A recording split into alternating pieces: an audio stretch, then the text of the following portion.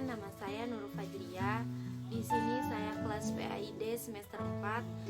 Di sini saya akan mempresentasikan tentang mata kuliah Sejarah Peradaban Islam Klasik. Kemudian di sini saya akan menjelaskan materi atau poin yang pertama, yakni tentang Khalifah Bani Umayyah atau lebih ke Khalifah Bani Umayyah Timur. Dan di sini saya akan menjelaskan awal muncul Khalifah Bani Umayyah Timur.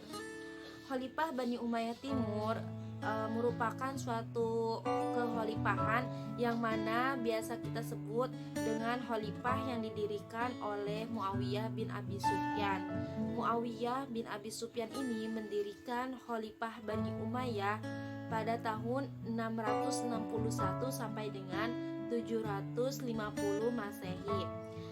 Muawiyah bin Abi Sufyan ini juga merupakan salah satu khalifah pertama dari Khalifah Bani Umayyah yang memiliki khalifah 14. Kemudian pada saat kekhalifahan Bani Umayyah ini, sistem pemerintahannya berbeda dengan khalifah-khalifah sebelumnya, yakni pada masa ini Muawiyah bin Abi Sufyan menggantinya dengan sistem mamlakat atau monarki yang biasa kita sebut dengan sistem turun-temurun. Kenapa sih pada saat proses tahkim kelompok Sayyidina Ali mengalami kerugian dari kelompok Muawiyah bin Abi Sufyan? Yaitu karena pada saat proses tahkim kelompok Muawiyah bin Abi Sufyan malah mendeklarasikan Muawiyah sebagai khalifah menggantikan Sayyidina Ali. Padahal kan pada saat itu Muawiyah bin Abi Sufyan kelompoknya hampir kalah dari kelompok Sayyidina Ali pada perang Siffin di Jandal.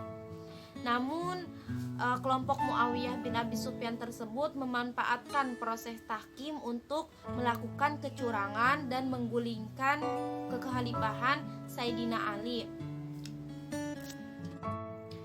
Kemudian setelah terjadinya proses tahkim tersebut, Sayyidina Ali terpedaya oleh kecurangan dari Muawiyah bin Abi Sufyan tersebut. Pada saat itu Sayyidina Hasan bin Ali tidak setuju atas pernyataan bahwa Muawiyah bin Abi Sufyan menjadi khalifah menggantikan ayahnya.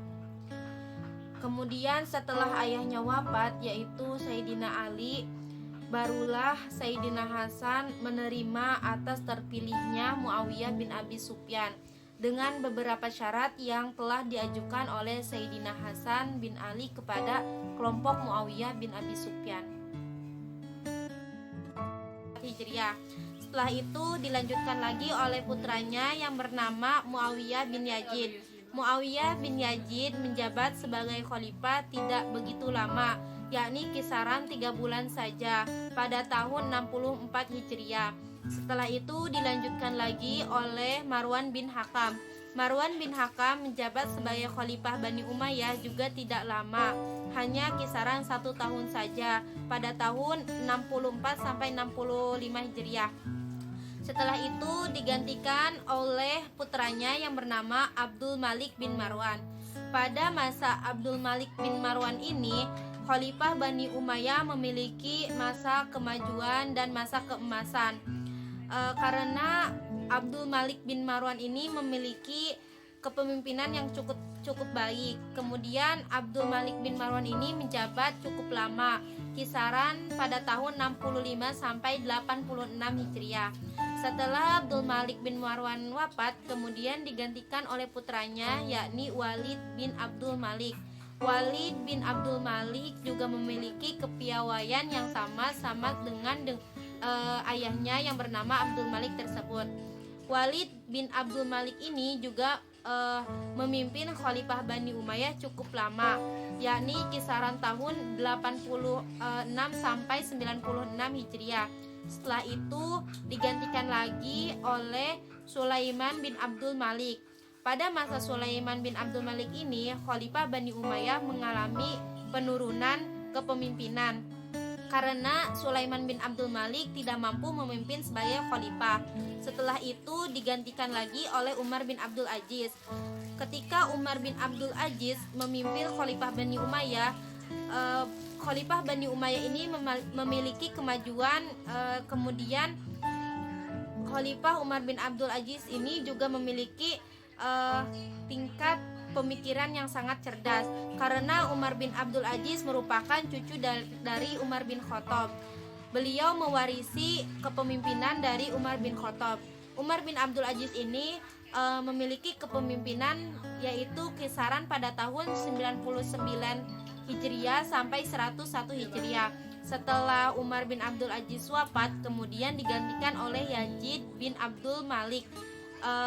Pada saat Yazid bin Abdul Malik memimpin, kemudian memiliki penurunan dalam kepemimpinannya, karena Abdul Yazid bin Abdul Malik ini memerintah hanya sebentar saja, yakni kisaran pada tahun 101 sampai 105 Hijriah.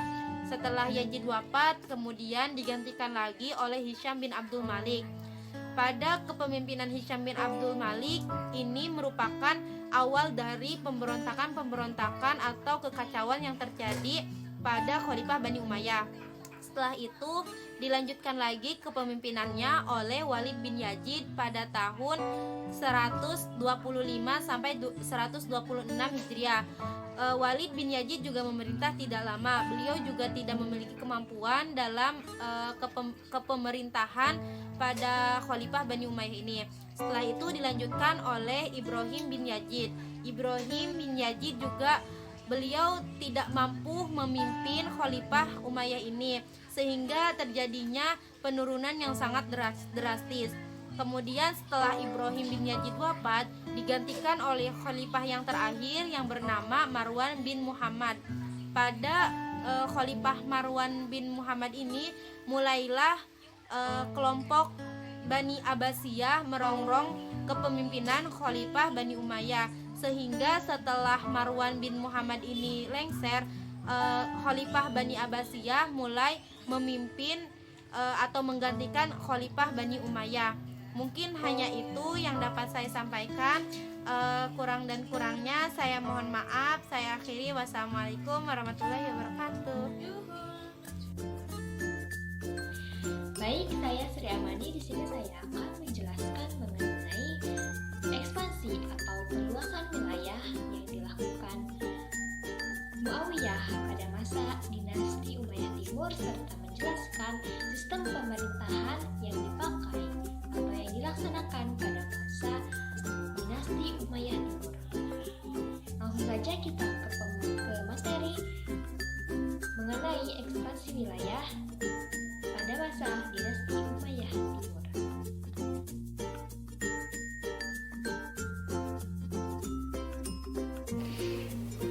Perluasan wilayah banyak dilakukan oleh Khalifah dinasti Bani Umayyah, terutama pada masa pemerintahan Khalifah Abdul Malik, Khalifah Al-Wahid, dan sedikit pada masa Khalifah Sulaiman. Dalam masa-masa khalifah inilah terlaksana perluasan dan penaklukan yang gemilang. Ekspansi wilayah sempat terhenti pada masa pemerintahan Khalifah Umar dan Khalifah Ali. Hal ini terjadi karena berbagai konflik internal yang terjadi pada masa kepemimpinan dua khalifah tersebut. Barulah pada masa dinasti Umayyah, ekspansi wilayah pun dilakukan. Sebelum berdirinya Bani Umayyah, pasukan Romawi telah merebut kembali beberapa daerah di Armenia yang sebelumnya telah ditaklukkan oleh kaum muslim. Untuk mengembalikan daerah tersebut, maka Muawiyah mempersiapkan armada lautnya yang terdiri dari 1.700 kapal lengkap dengan perbekalan dan persenjataan. Lalu pulau-pulau yang dikuasai oleh bangsa Romawi diserang oleh pasukan Muslim dan berhasil direbut kembali. Pada saat itu, Pulau Rhodes jatuh ke tangan pasukan Muslim dan Pulau Sisilia serta Pulau Arwad. Pulau-pulau tersebut tidak jauh dari kota Konstantinopel. Pulau-pulau ini juga dekat dengan Pulau Siprus. Pulau-pulau yang ditaklukkan tersebut kebanyakan dipimpin oleh armada Janadah Ibnu Abi Umayyah.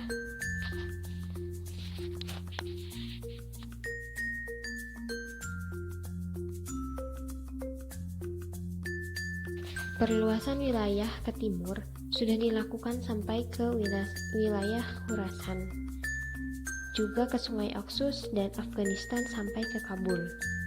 Ekspansi dilanjutkan pada masa kepemimpinan Walid bin Malik yang dipimpin oleh Qutaibah bin Muslim.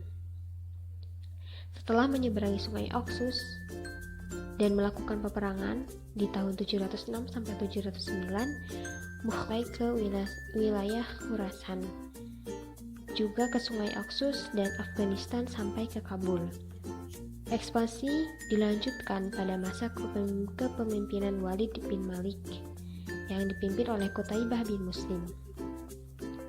Setelah menyeberangi Sungai Oxus dan melakukan peperangan di tahun 706 sampai 709, Bukhara berhasil ditaklukkan 2 tahun kemudian. Menyusul Samarkand dikuasai. Kemudian pada masa Abdul Malik di bawah pimpinan Al-Hajjaj bin Yusuf, tentara yang dikirimnya menyeberangi Sungai Oxus dan Balkh, lalu ke Bukhara, Khwarizmi, Fergana, dan Samarkand, bahkan sampai ke India dan dapat menguasai Balochistan, Sind, dan daerah Punjab sampai ke Multan.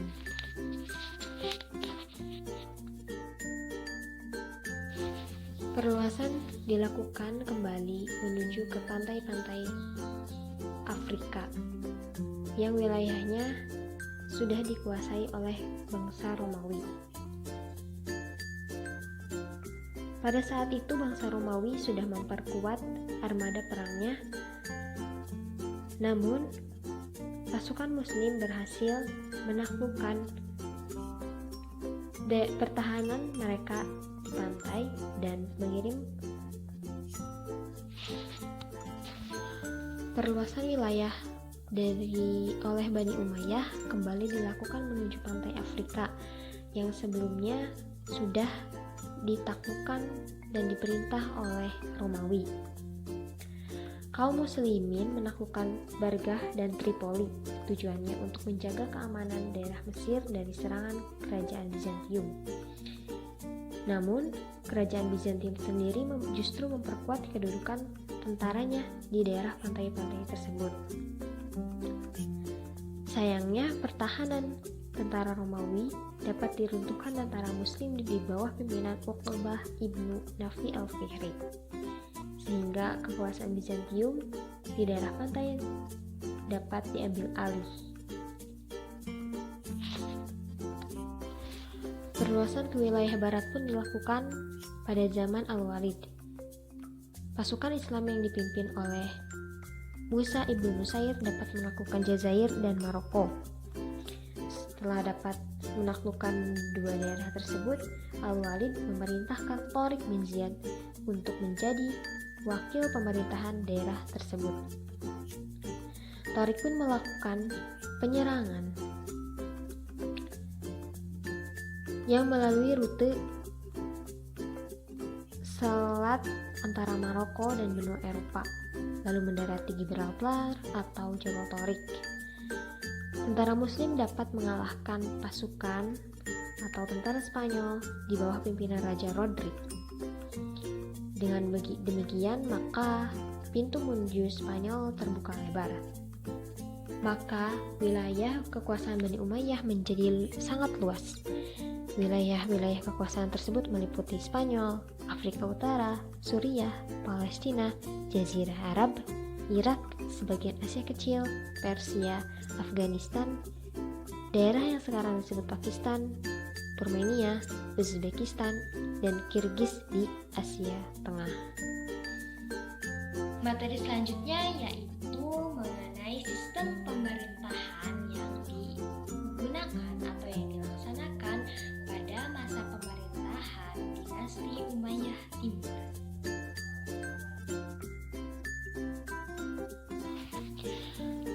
Sistem pemerintahan dinasti Umayyah. Pola pemerintahan masa dinasti Umayyah berbeda dengan pola pemerintahan masa Khalifah Khulafaur Rasyidin. Pada masa dinasti Muawiyah, sistem yang digunakan adalah monarki hereditis, yaitu sistem pemilihan kepemimpinan yang diwariskan secara turun-temurun.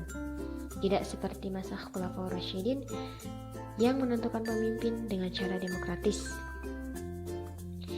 Sistem ini pertama kali dipakai ketika Muawiyah menunjuk Yazid, anaknya, sebagai pengganti Muawiyah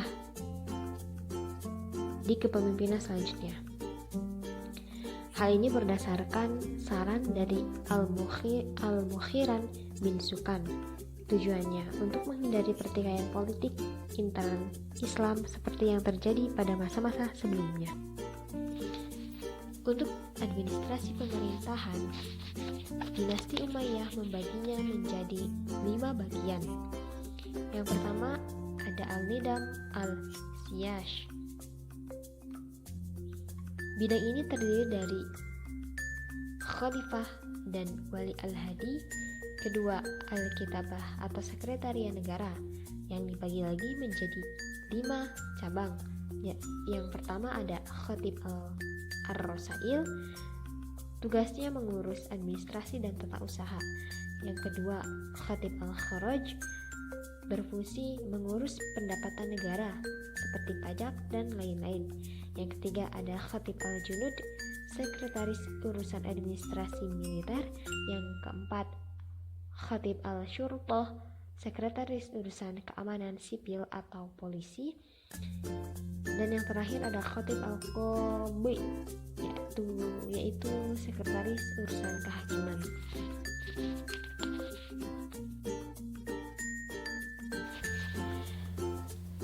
Bidang yang kedua yaitu Al-Nidam Al-Idari.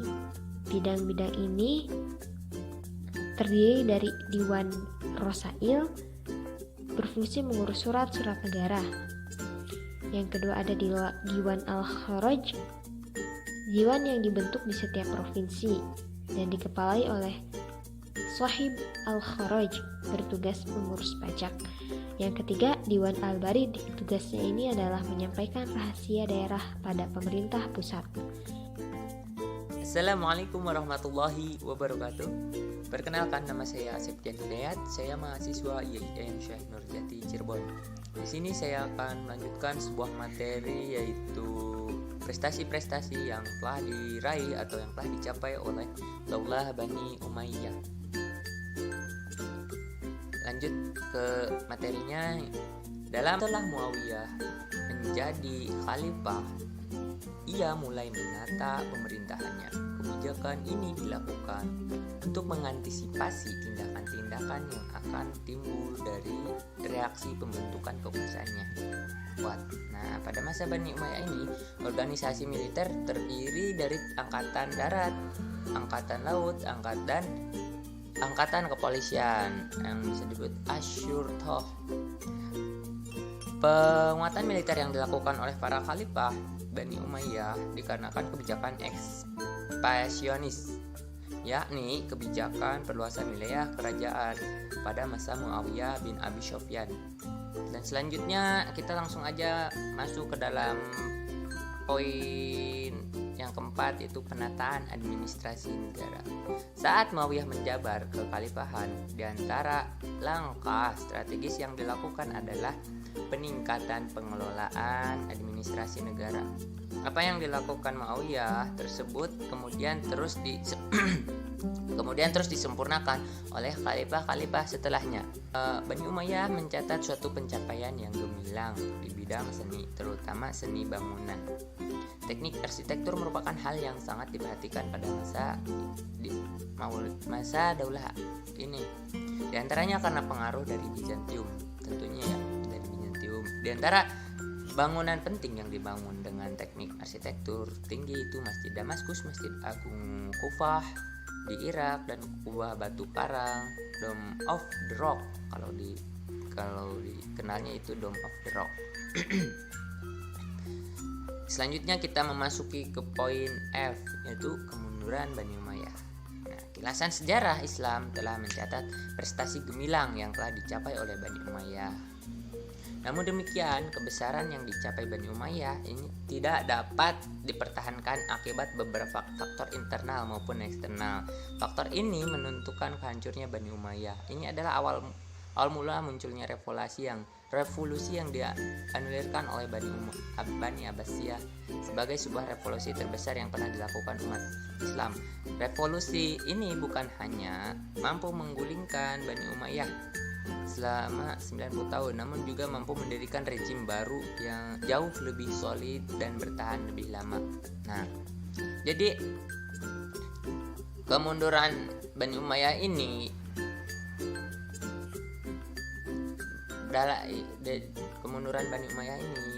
terdapat beberapa faktor, entah faktor internal maupun eksternal. Faktor internalnya atau faktor yang dalamnya itu banyak khalifah-khalifah yang memimpin itu kurang baik akhlaknya. Mereka sering berfoya-foya, sering bermain wanita, dan tidak bisa memimpin lagi sebuah negara. Jadi banyak masyarakat yang terzolimi, yang tidak suka terhadap khalifah ini, Bani Umayyah ini. Jadi mereka membuat sebuah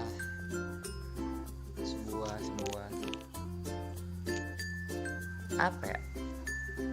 Pemberontakan. Jadi mereka membuat sebuah pemberontakannya, terutama dari Bani setelah Umayyah ini, Bani Abbasiyah. Yang kedua itu ada beberapa faktor, itu sistem pergantian pemimpin melalui garis keturunan yang lebih menekankan pada aspek senioritas bukan pada kemampuan dan pengetahuannya, dan pengaturannya pun tidak jelas. Ketidakjelasan pengaturan ini menyebabkan persaingan yang tidak sehat di kalangan keluarga istana. Yang jadi setelah pergantian sistem dari demokratis menjadi monarki, banyak persaingan yang tidak sehat di kalangan keluarga istana. Banyak keluarga istana yang ingin menjadi pemimpin di masa itu. Yang kedua itu latar belakang terbentuknya Bani Umayyah tidak lepas dari konflik pada masa Ali. Sisa-sisa kelompok Syiah dan Khawarij terus menjadi oposan. Nah, mereka itu jadi mendukung untuk kemunduran Bani Umayyah ini. Mereka itu salah satu orang-orang yang ingin Bani Umayyah ini hancur, tidak memimpin lagi gitu. Yang tiga yaitu pertentangan antar suku. Kondisi semacam ini menyulitkan Bani Umayyah untuk menggalang persatuan dan kesatuan. Yang keempat, terjadinya kekecewaan dari kelompok agama melihat perhatian khalifah terhadap agama sangat kurang. Masa-masa akhir pemerintahan Bani Umayyah, mereka lebih senang hidup mewah yang dikelilingi hiasan di istana. Sering bermegah-megahan. Penyebab langsung tergulingnya Bani Umayyah adalah munculnya gerakan Abbasiyah. Gerakan ini mendapat dukungan dari Syiah dan Mawalid. Mungkin cukup sekian yang dapat saya sampaikan, kurang lebihnya mohon maaf. Ditutup wabillahi taufiq wal hidayah. Wassalamualaikum warahmatullahi wabarakatuh.